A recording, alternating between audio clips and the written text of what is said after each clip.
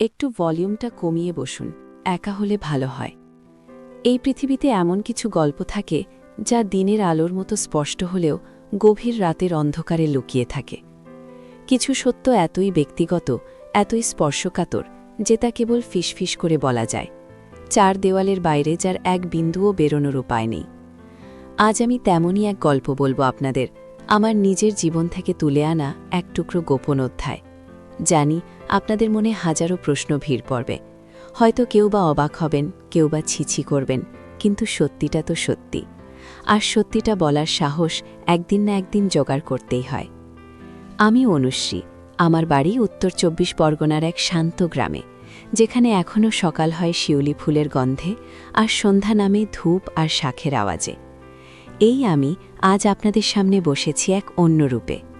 এখন আমার পরনে একটি হালকা রঙের শাড়ি, যা খুব একটা জাঁকজমকপূর্ণ না হলেও আমার শরীরের প্রতিটি বাক্যে যেন আলতো করে জড়িয়ে ধরেছে। যখন আমি কথা বলি তখন শাড়ির আঁচলটা একটু সরে যায় কাঁধের দিকে, কিন্তু আমি গ্রাহ্য করি না। আয়নার সামনে দাঁড়ালেই মাঝে মাঝে নিজেকে দেখে নিজেই চমকে উঠি। এই বয়স পার করেও আমার শরীরটা এখনও বেশ টানটান। যৌবনের ভরা জোয়ার হয়তো চলে গেছে, কিন্তু যেটুকু অবশিষ্ট আছে তা আজও অনেক পুরুষের চোখ আটকে দিতে পারে। আমার কালো লম্বা চুলগুলো মাঝে মাঝে বিদ্রোহ করে মুখের ওপর পড়ে, আর আমি সেগুলোকে সরিয়ে দিতে গিয়ে নিজের হাতের দিকে তাকিয়ে দেখি, যেখানে এখনও হালকা লাবণ্য খেলা করে। হয়তো এই কারণেই কেউ কেউ আমায় অন্য চোখে দেখতে শুরু করেছিল, আর আমার জীবনে ঘটে গিয়েছিল এক অবিশ্বাস্য ঘটনা। তাই আজ এই গল্পটা বলার সময় আমার গলাটা একটু কাঁপছে, বুকটা ভার হয়ে আসছে, কিন্তু আমি জানি এই কথাগুলো বলা আমার জন্য কতটা জরুরি। যদি আপনারাও এমন কোনো গোপন অধ্যায় পেরিয়ে এসে থাকেন, তাহলে অবশ্যই আমার চ্যানেলটি সাবস্ক্রাইব করে রাখুন। আপনাদের নীরব সমর্থন আমার শক্তি। তো যা বলছিলাম, আমার স্বামী অরুণ। ৮-১০টা সাধারণ মানুষের মতোই ছিল আমাদের জীবন। অরুণ নিজের কাজে ব্যস্ত থাকত, আর আমি সংসার সামলাতাম। গ্রামের বউ আর কি। এর মধ্যেই কখন যে সায়ন, আমার স্বামীর ছোট ভাই, আমাদের জীবনে এতটা জড়িয়ে গেল আমি নিজেও ঠিক বুঝতে পারিনি। সায়ন অরুণদের ছোট ভাই, আমার দেবর। বয়সে আমার চেয়ে প্রায় ৭-৮ বছরের ছোট। ওর বাবা মা অনেক আগেই মারা গেছেন, তাই অরুণ আর আমি ওকে ছোট থেকে মানুষ করেছি বলা চলে। সায়ন ছিল খুব শান্তশিষ্ট ছেলে, পড়াশোনায় ভালো, খেলাধুলায়ও সমান আগ্রহী। একটা সময় ছিল যখন ও আমাকে বৌদি বলে ডাকলে আমার খুব ভালো লাগত, মনে হতো আমারও একটা ছোট ভাই আছে। কিন্তু সময়ের সাথে সাথে সেই সম্পর্কের টানাপোড়েনটা কখন যে এক অন্য মোড় নিয়েছিল তা আমি স্বপ্নেও ভাবিনি। সায়ন যখন কলেজে পড়তে শুরু করল, তখন ওর মধ্যে একটা পরিবর্তন আসে। লম্বা হয়েছে, শরীরচর্চা করে সুঠাম হয়েছে, ওর চোখ দুটোতে যেন কেমন এক গভীরতা দেখা দিত। আমার দিকে যখন ও তাকাত, তখন সেই দৃষ্টিতে শ্রদ্ধা আর ভালোবাসার পাশাপাশি অন্য আরও কি যেন থাকত, যা আমি প্রথমে ধরতে পারিনি। আমাদের বাড়িতে আমার স্বামী অরুণ সারাদিন নিজের কাজে বাইরে থাকত, আমি একা থাকতাম। সায়ন কলেজ থেকে ফিরে যখন ঘরে থাকত, তখন আমি ওকে চা বানিয়ে দিতাম, ওর পছন্দের খাবার রান্না করতাম, টুকটাক গল্প হতো। প্রথম দিকে সেসব ছিল একেবারেই নির্দোষ আলাপচারিতা, কিন্তু এক সময় লক্ষ্য করলাম সায়ন আমার খুব কাছে এসে কথা বলতে শুরু করেছে। আমার চুল ঠিক করে দিত, আমার শাড়ির আঁচল ঠিক করে দিত, এমন ছোট ছোট বিষয়গুলো ওর নজর এড়াত না। ওর স্পর্শে আমার শরীরে এক অদ্ভুত শিহরণ জাগত। প্রথম দিকে আমি বিষয়টা এড়িয়ে যেতাম, নিজেকে বোঝাতাম ও আমার দেবরের মতো, কিন্তু সেই শিহরণটা তো মিথ্যা ছিল না। একদিন বিকেলে অরুণ কাজে গেছে, সায়ন পার ঘরে পড়ছিল। আমি বারান্দায় বসে সেলাই করছিলাম। হঠাৎ বিদ্যুৎ চলে গেল, লোডশেডিংয়ে পুরো গ্রাম অন্ধকারে ডুবে গেল। আমার একটু ভয় ভয় করছিল। আমি উঠে সায়নকে ডাকতে গেলাম। ওর ঘরে গিয়ে দেখি ও মোমবাতি জ্বালানোর চেষ্টা করছে। যখন আমার হাতটা ওর মোমবাতি দেওয়া হাতটার খুব কাছে চলে এলো, তখন ওর হাতের উষ্ণতা আমার আঙ্গুল স্পর্শ করল। সেই মুহূর্তটা আমার কাছে হঠাৎ করে কেমন এক রহস্যময় হয়ে উঠল। বিদ্যুৎহীন পরিবেশে মোমবাতির অস্পষ্ট আলোয় সায়নের মুখটা কেমন যেন মায়াময় লাগছিল। ও আমার দিকে তাকিয়েছিল, আর আমি ওর চোখের গভীরে যেন এক অজালা আকর্ষণ দেখতে পাচ্ছিলাম। সেদিনের সেই নীরবতা, সেই অস্পষ্ট আলো আমাদের দুজনের মাঝখানে এক অদ্ভুত সেতু তৈরি করে দিয়েছিল। আমি খুব চেষ্টা করেছিলাম নিজেকে সামলাতে, কিন্তু আমার মন যেন আর আমার বশে ছিল না। এর কিছুদিন পর আমার একটা অসুখ হলো, জ্বর আর কাশি। অরুণ অফিসের কাজে বাইরে ছিল, সে ফিরতে পারেনি। সায়ন আমার সব দেখাশোনা করল, খাবার এনে দিল, আমার কপালে জলপট্টি দিল। যখন ও আমার কপালে হাত রেখে দেখত জ্বর কতটা আছে, তখন ওর হাতের উষ্ণটা আমার শরীর নয়, মনকে ছুঁয়ে যেত। সেই সময় আমি মানসিকভাবে খুব দুর্বল ছিলাম, আর এই দুর্বলতার সুযোগটা যেন অজান্তেই আমাদের দুজনকে আরও কাছাকাছি টেনে নিয়ে এসেছিল। আমি শুয়ে থাকতাম আর সায়ন আমার পাশে বসে গল্প করত, বই পড়ে শোনাত। একদিন রাতে আমার জ্বর খুব বেড়ে গেল, আমি ছটফট করছিলাম। সায়ন এসে আমার পাশে বসল, আমার মাথায় হাত বুলিয়ে দিল। ওর হাতের স্পর্শে আমার এত আরাম লাগছিল যে আমি নিজেই ওর হাতটা নিজের মাথার উপর ধরে রাখলাম। সে রাতে ও আমার পাশেই বসে রইল সারা রাত। ভোরের দিকে যখন জ্বর একটু নামল, তখন আমি দেখি ও আমার শাড়ির আঁচলটা ধরে আমার পাশেই ঘুমিয়ে পড়েছে। সেই দৃশ্যটা দেখে আমার মনটা কেমন এক অদ্ভুত অনুভূতিতে ভরে গিয়েছিল। স্নেহ, মমতা, ভালোবাসা, আর তার সঙ্গে মিশেছিল এক গভীর অপরাধবোধ। এরপর থেকে সায়নের আচরণে একটা পরিবর্তন আসে। ও যেন আমার প্রতি আরও যত্নশীল হয়ে ওঠে। আমার পছন্দের জিনিসগুলো খেয়াল রাখত, আমার কোনো কাজ থাকলে নিজেই এসে করে দিত। আর আমার দিকে ওর সেই বিশেষ দৃষ্টি যা আমাকে ক্রমশ অস্থির করে তুলছিল। একদিন দুপুরে আমি ছাদে কাপড় শুকাতে গিয়েছিলাম। সায়নও ছিল ছাদে, ও একটা বই পড়ছিল। হঠাৎ বাতাসের ঝড়ে আমার শাড়ির আঁচলটা উড়ে ওর মুখে এসে পড়ল। ও বই নামিয়ে আমার দিকে তাকালো। আমি তাড়াতাড়ি আঁচলটা সরাতে গেলাম, আর তখনই ও আমার হাতটা ধরে ফেলল। বৌদি, তুমি কি জানো না তুমি কতটা সুন্দর? ওর গলায় এক গভীর নেশা ছিল। আমি চমকে গেলাম, আমার হাতটা কাঁপছিল। ওর চোখের দিকে তাকাতে পারছিলাম না। আমি হাত সারানোর চেষ্টা করলাম, কিন্তু ওর মুঠো ছিল খুব শক্ত। সায়ন, কি বলছি সেগুলো? ছেড়ে দে আমার হাত। আমার গলায় ভয় আর মিনতি মিশেছিল, কিন্তু ও শুনল না। ও আরও কাছে এলো। ওর শ্বাস আমার গায়ে লাগছিল।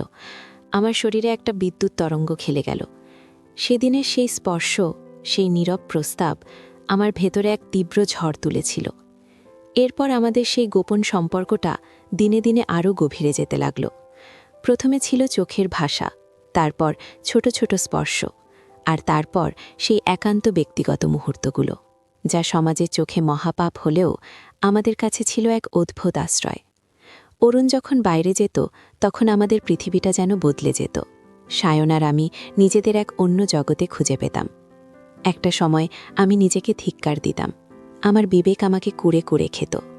কিন্তু সায়নের স্পর্শ, ওর ভালোবাসা আমাকে যেন অন্য এক ঘোরে আচ্ছন্ন করে রাখত। ও আমার মানসিক দুর্বলতার সুযোগ নিত, নাকি আমি নিজেই ওর প্রতি আকৃষ্ট হয়েছিলাম, তা আজ আর বলতে পারি না। হয়তো দুটোই। আমার একা থাকা, অরুণকে পাশে না পাওয়া, আর সায়নের অক্লান্ত যত্ন, সব মিলিয়ে আমি যেন এক চোরাবালিতে তলিয়ে যাচ্ছিলাম।